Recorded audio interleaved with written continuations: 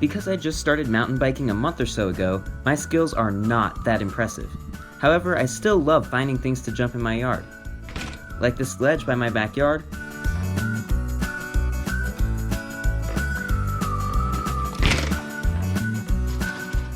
or this drop-off in my driveway. Because of my lack of skill, I wanted to build a ramp that I could put anywhere in my yard and practice jumping. I swear I can hear my cat. Hold on. Kiku! I hear you. Where are you? Oh my gosh. You gotta stop doing this. This was my first time building something like this, so I'm not saying it's a good idea for you to do what we did, but I'll just say that so far it has worked perfectly.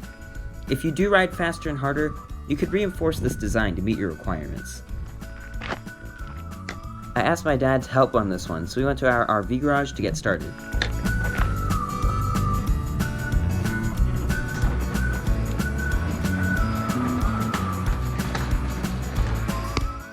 We don't have tons of lumber lying around, but we did have tons of scrap and medium-sized pieces that would work fine. So I guess we are building a ramp out of leftovers, or something. We decided to use two 2x6s as the frame of this little jump. But neither of us really knew what we were doing, so it took lots of guesswork to figure out a solid design. Basically, we would cut the wood so it stood slightly at an angle on one end. Then we used a radius of about 9.5 feet to make the curve that would be the launch.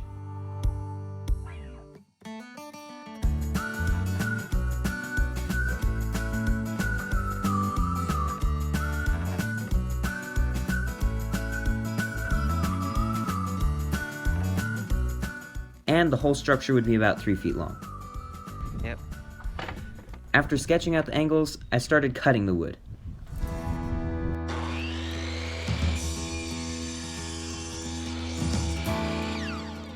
For straight cuts, we used a chop saw and a circular saw, depending on the length of the cut. I'm sure you could do this with just one kind of saw if you had to.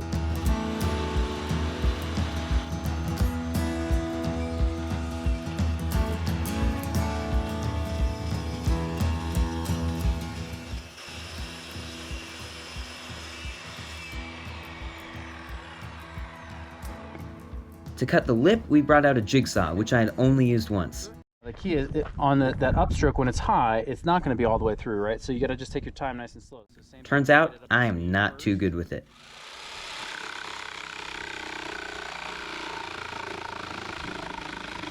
Slow.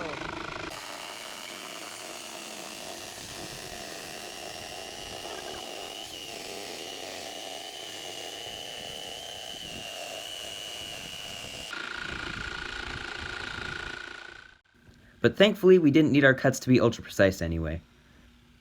With one side of the frame done, I traced the shape onto the other 2x6 and tried my best to replicate the cuts.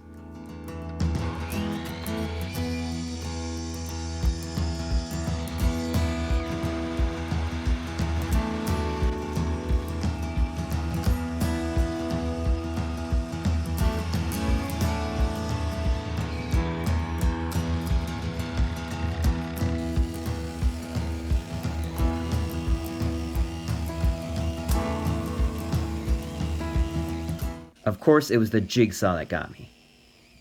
That was way off to the side. Yep.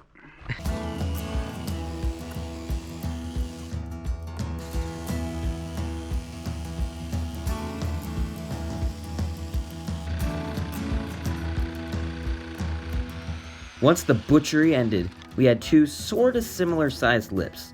And in case you're wondering, no, it did not affect the build. After all this, we were left with two triangular pieces. I was gonna throw them in the scrap pile, when my dad said they would fit perfectly as supports under the ramp. Huh, that works really well. I do remember learning something in math that supported this, but I have long forgotten the term. We just had to cut them to length.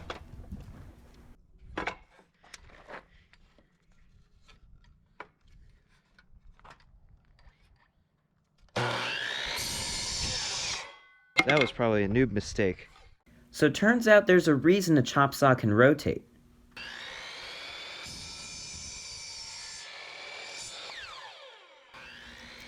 After cleaning up the cuts, we got some T-brackets and connected the supports to their respective frame.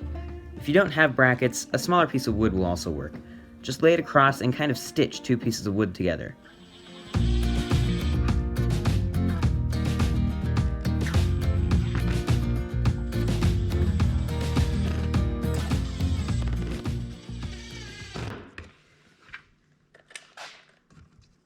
It happens.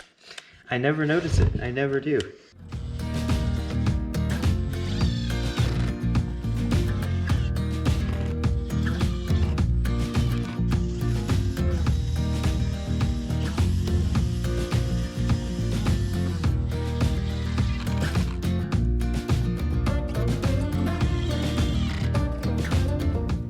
Now to screw on the slats. We used leftover side paneling or something like that for this, and it worked fine, although the grain kept splitting. However, this turned out not to affect the strength of the ramp. Oh, and side note, make sure you have tons of screws for this part. We ended up using, I believe, over 30 for this project alone. The wood left over from this project won't go to waste either. It will hopefully get used in a future project similar to this one. With that, we were done. This little ramp turned out really well, and looks pretty sleek too. We left some gaps between the wood for traction, but that's not a requirement. After spending way too long on this, it was finally ready for a test. Because of its simple design, it only weighed about 10-ish pounds, making it super easy to move around. Oh, and please don't judge my jumping skills.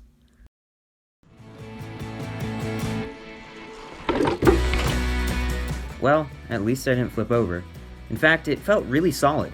The thing that messed me up was the fact that I had to pull up as soon as my front wheel rolled onto the wood, or else I would kind of flop over the edge.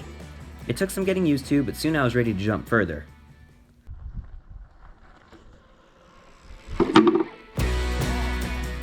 I went way further than I had before, and it all went surprisingly well.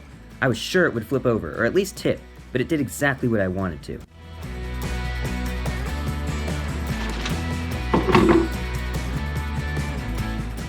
If you found this helpful or just entertaining, consider subscribing to the channel. We're growing and need some help from you guys to do so. Thanks for watching, and I'll see you next time on Two New Heights.